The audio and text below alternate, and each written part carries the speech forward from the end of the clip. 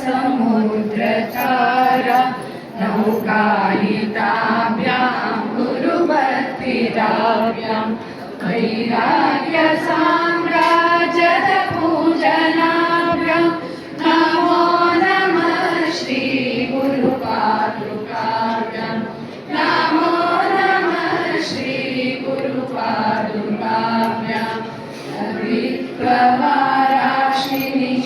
विप्रवाराशिनिशाकराभ्यां दौर्भाग्यतावामुदमालिकाभ्यां दूरीकृतानं प्रविपत्तनेभ्यां नमो नमः श्री गुरुपादुकाभ्यां नमो नमः श्री गुरुपादुकाभ्यां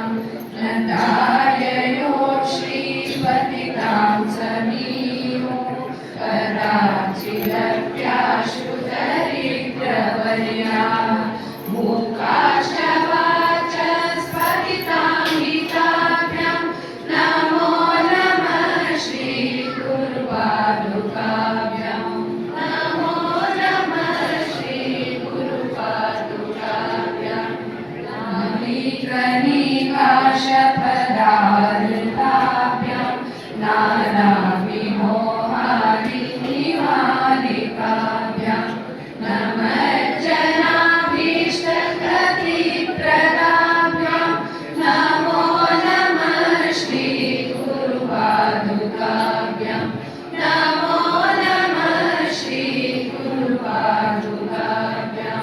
कृपारिमौली व्रजरत्नकान्ति सरिद्विराजशकन्यकाभ्यां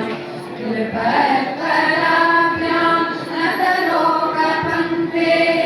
नमो नमः श्री गुरुपादुकाभ्यां नमो नमः श्री गुरुपादुकाभ्यां पापान्धकारार्कपरम्पराभ्यां तापत्रयानीन्द्रकहेश्वराभ्यां जाड्याब्धिसंशोषणवाडवाभ्यां नमो नमः श्री गुरुपादुकाभ्यां नमो नमः श्री गुरुपादुकाभ्यां क्षमादिषट्कप्रदवैभवाभ्यां समाधिगानव्रतदीक्षिताभ्यां प्रमादवान्तिस्थिरभक्तिदाभ्यां नमो नमः श्री गुरुपादुकाभ्यां नमो नमः श्री गुरुपादुकाभ्यां स्वाचाभराणामखिलेष्टदाभ्यां स्वाहा सहायाक्षतुरन्दराभ्यां स्वान्ताक्षभावप्रपूजनाभ्यां नमो नमः श्री गुरुपादुकाभ्यां नमो नमः श्री गुरुपादुकाभ्यां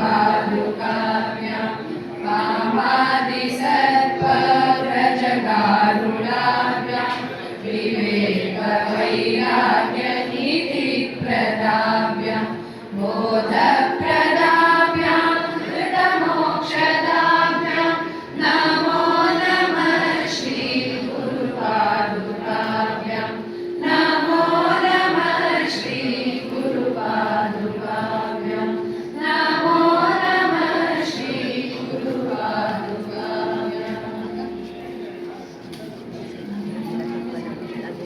शिवमानस पूजा स्तोत्रम्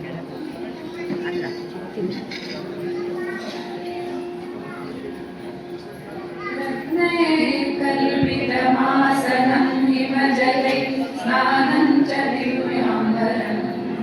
नानारत्नविभूषितं मृगमदा मोदाङ्कितं चन्दनं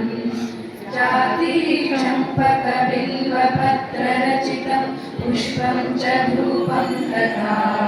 दीपं देवदयानिधे पशुपते मृत्कल्पितं क्रियताम्